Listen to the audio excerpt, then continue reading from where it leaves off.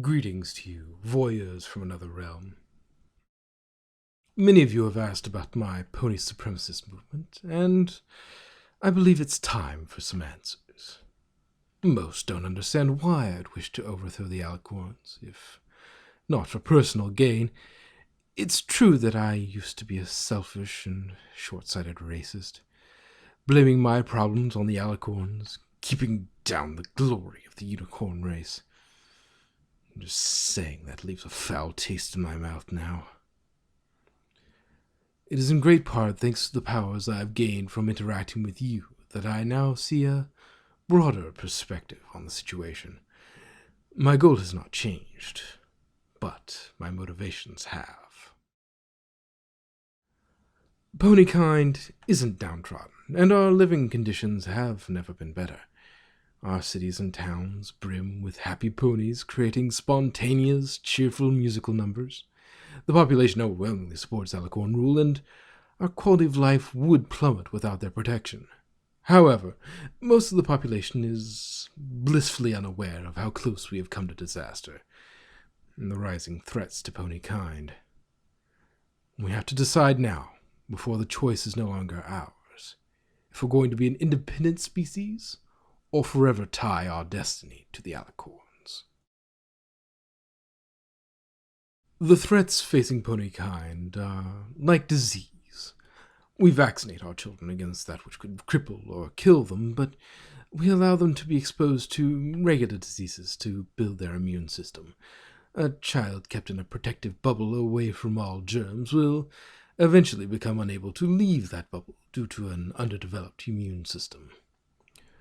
The Alicorns were originally our vaccinations, but over thousands of years they've become our bubble. I aim to force ponykind out of that bubble before we lose the ability to leave.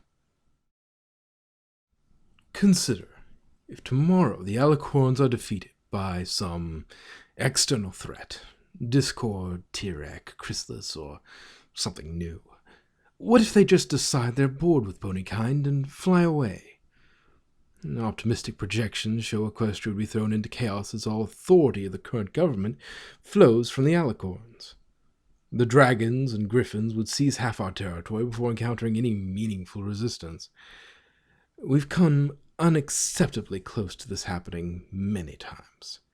If ponykind rises up and begins governing itself, the griffins and dragons would still attack. But a resolve that can take leadership away from literal gods is one that can withstand mere lion birds and fire lizards. There's a farming community on the edge of the Everfree Forest, Ponyville, where some old traditions are preserved. One particular tradition, changing the seasons without using magic, was mocked in Canterlot as only for those who couldn't use or afford magic. I certainly held that view before my perspective was widened. We now know that tradition serves an important purpose. Every pony in town participating in a labor-intensive task in small, randomly assigned teams ensures they get to know each other. This familiarity has warded them from changeling infiltration, a ward Canterlot paid for neglecting. Yet, even in such community, knowledge is being lost. Parasprites, a most minor and easily dealt with annoyance, wreaked havoc recently because their very existence had been forgotten over the generations. Only a single pony from an isolated farm who had inherited all her family traditions was able to save the day. This is the result of the complacency of living under Alicorn rule, dismissing the knowledge of how to deal with threats under the assumption that the Alicorns will take care of any serious problem. Some would think I hate the Alicorns for domesticating ponykind. I don't hate them, and I understand that they adopted ponykind with pure intentions. They love us like a parent loves their child, and have never asked for us to repay that love. They are kind-hearted beings that have watched over ponykind as guardians when they could have conquered and enslaved us.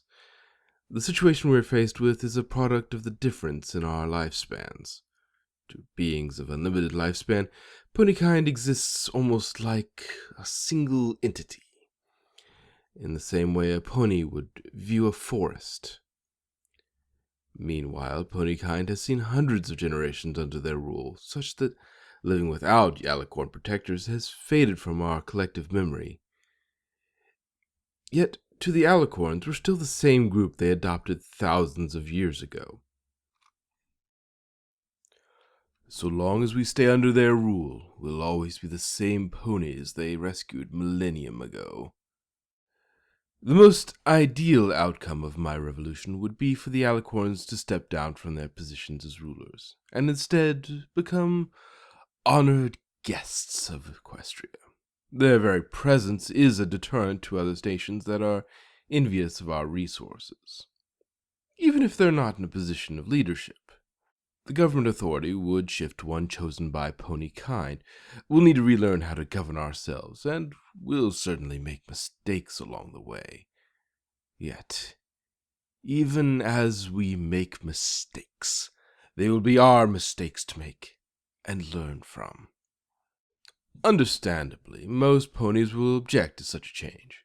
It sacrifices their pleasant current life for one of difficulty, trial, and error. The benefits of such a change won't be seen for at least 3 generations, as ponykind rebuilds the collective knowledge of self-rule and self-reliance. Those heavily invested in the current paradigm may take extreme measures to ensure it continues. That's why the Pony Supremacists are a secret organization. Many ponies would consider us a threat to everything they hold dear, and they're right.